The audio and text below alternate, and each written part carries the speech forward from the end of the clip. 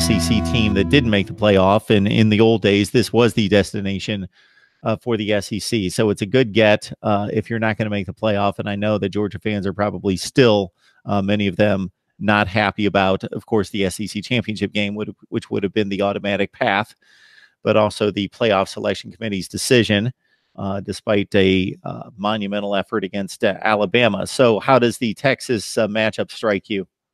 I actually like it. I think it's going to be a fun matchup to watch. It's going to be really high scoring, probably. Well, I don't know, not necessarily. Texas is a high scoring team. Georgia's a high scoring team. So it should be high scoring, but I also think that Georgia's defense is going to be prominent as too. And if anybody in the Big 12 had a defense, I'd have to give it to Texas, because Texas gave Oklahoma a run for their money in the first game, and then they tried their hardest in the Big 12 championship. So I'm really excited to see both sides of the ball. I'm really excited to see Sam Ehlinger from Texas. He was on my fantasy football team for a good bit of the year, and so I got to watch him. And I can't think of their wide receiver. Colin Johnson, Lil'Jordan Humphrey. Lil'Jordan Humphreys. I had Lil'Jordan Humphreys on my fantasy football team as well. So they have two guys that are almost, or Lil'Jordan Humphreys already has over 1,000 receiving yards.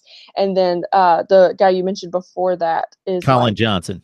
Yes, he's 55 yards away from having 1,000 receiving yards. Well, then you go look at Georgia.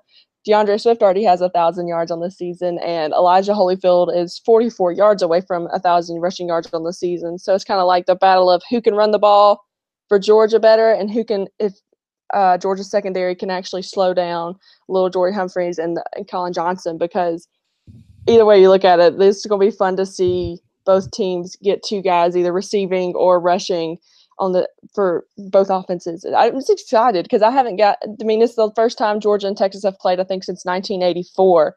And so it's kind of like reliving, and I think Georgia actually got beat that game too. So no, they didn't. Okay. Georgia won. Okay. Well, Georgia denied Texas the national championship that year. Texas was 11-0, and Georgia won 10-9. Well, I need to do my homework a little better. But I remember I was watching the game, so. But I'm really excited to see DeAndre Baker come and show out for the Sugar Bowl, winning the Jim Thorpe Award for the first ever Georgia football player to do that is just such an honor, and I'm so glad that he's decided to play, because I'm probably one of the only people that will disagree with not playing in your bowl game if you're trying to go to the NFL right away, because in my opinion, playing the football, the more football you have on film and the more football that you're able to see, it's only going to make it better, especially a guy like DeAndre Baker, who is likely going to go out there and make a lot of plays in the bowl game. I just don't like the fact that they're leaving their team hanging when guys decide to not play in that final game. But maybe that's just me. I mean, I know it's liability and you're scared, you don't want to get hurt or anything, but isn't that what comes with football? Is that chance that you might get hurt on the field? But anyway, I'm excited for the matchup. I think it's going to be fun to watch. I think it's going to be electric. I think there's going to be some big plays. But then again, that's kind of cliche to say too. I don't know. I'm just excited to see how Georgia stands up to another Big 12 offense without having Roquan and Lorenzo and others back there. So I know I was rambling a little. So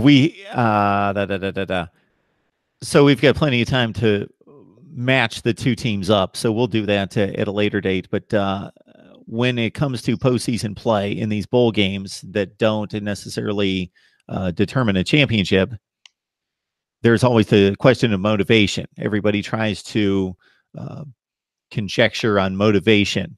I don't do that because I think it exists. I think certain teams are more motivated than others, but I don't think that we can assume.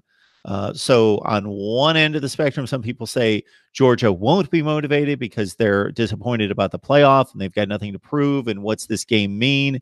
Then the other end of the spectrum, people say, well, they're going to come out and want to make a statement. I think I'm going to be on the statement end of it because they got beat by 7 points in Alabama. They got rejected by the playoff committee, which is completely understandable. But this is a chance for the seniors to go out on top and show that they are a team they're a force to be reckoned with.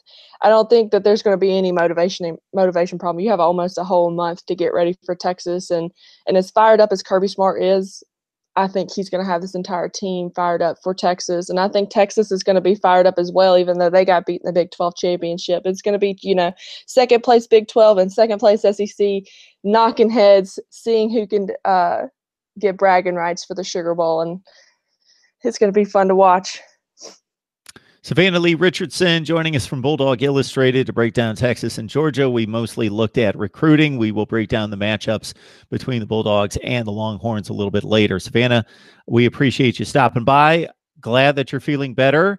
Feel even better than this. Get yourself healthy and rested and ready. I assume you're going to New Orleans. We are. I actually am going to the Widespread Panic concert on the 30th in Atlanta, and we're leaving for New Orleans at 7:30 in the morning on the 31st. So going to be a tough few day stretch, but it's going to be a fun way to bring in the new year. I'm excited.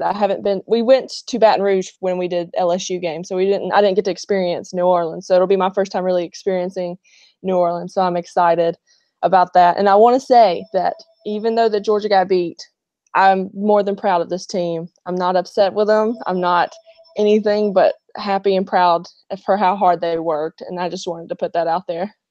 Yeah, and the college football playoff selection and the argument and the debate, certainly I can take Georgia's side on this. I don't take their side because I just think that the second loss knocks them out and without the conference championship. But I understand I understand the argument, and I fully believe. So I did a video where I broke down what I thought should be the criteria. And if you used this metric, you would select these 4 teams. If you use this metric, you would select these 4 teams, et cetera, et cetera. And at the end of the video, I basically pointed out as people asked me, okay, regardless of who earned it, didn't earn it.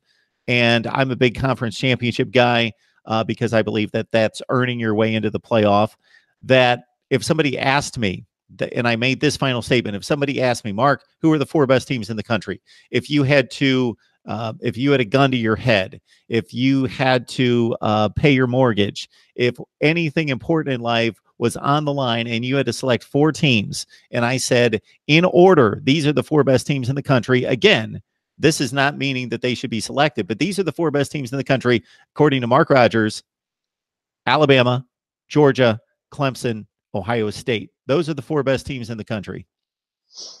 I mean, I don't disagree. I have to go back and watch that video. I usually keep up with your videos, but with me being up and down the last couple weeks or so, I haven't gotten to watch all of them. But I agree. I think the way that all 4 of those teams came in at the end of the season and closed strong is something to really put into accreditation.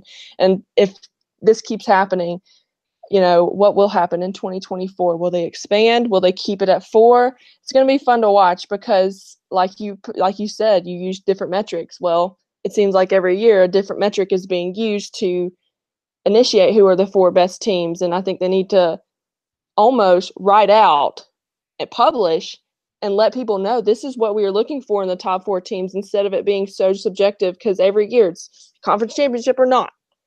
I mean, or, how many losses that they have or not. It's kind of like, well, this is kind of getting confusing. Break it down for all us, normal people that don't get to pick who are the 4 best teams in the country and go from there. I think that would probably settle a lot of disputes. But then again, all of us passionate college football fans would still argue that our team is the best, especially taking Alabama to the wire. But I respect what the College Football Playoff Committee just decided. And, it's going to be a fun matchup with the 4 teams that are in there. So I'm in the same boat. So my team got rejected as well. And I can make an argument that Ohio State belongs there, but I can also understand the committee. And I said this leading into championship weekend that I would not be on a rampage because I didn't see any way in which I could be on a rampage unless something crazy happened and they went way out of their way. But basically, Oklahoma, Ohio State, you could make very substantial arguments for either one. And Ohio State had the worst loss. So I certainly understood their selection there. All right.